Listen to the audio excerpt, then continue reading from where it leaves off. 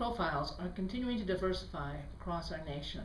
We're seeing a wider and wider spread of readiness levels within each and every classroom. Curriculum differentiation is one way for meeting many of these student needs. Curriculum differentiation encompasses a wide range of strategies. We'll focus on these four facets: process, product, environment, and content. When we talk about process differentiation, we'll look at activities and questioning through the filter of Bloom's taxonomy. We'll look at the more concrete levels of Bloom, talking about knowledge, comprehension, and application, and then what does it mean when we want to become more abstract in the way in which we want students to think. We'll look at activities and questioning through the levels of analysis, synthesis, and evaluation. This leads to being able to tier assignments in a classroom and being able to meet the different readiness levels of students. Because students learn in different ways, and they also express what they've learned in different ways, we need to take that into consideration when we ask students to produce different products to assess what they've learned.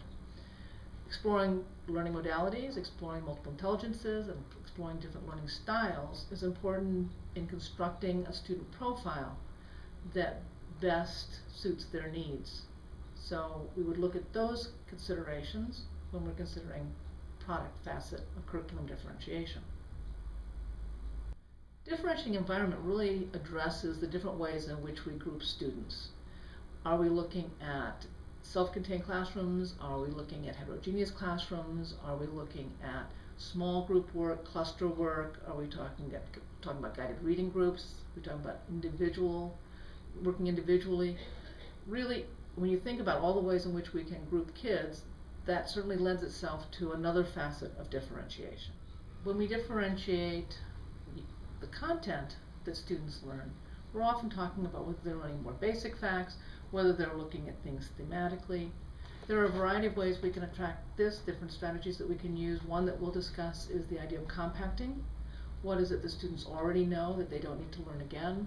How do we manage that? How do we handle that so that it doesn't become overwhelming for the classroom teacher?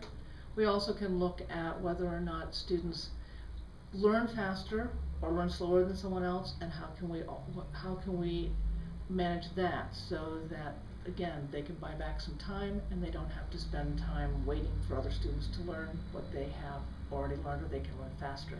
So the pacing comes into that. So compacting and independent study are some primary strategies that we would address.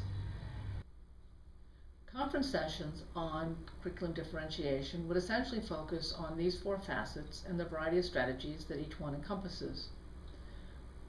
Workshop or staff development sessions would include not only this overview of the four facets of curriculum differentiation, but we would also be able to apply these various strategies to curriculum materials that your teachers would like to differentiate.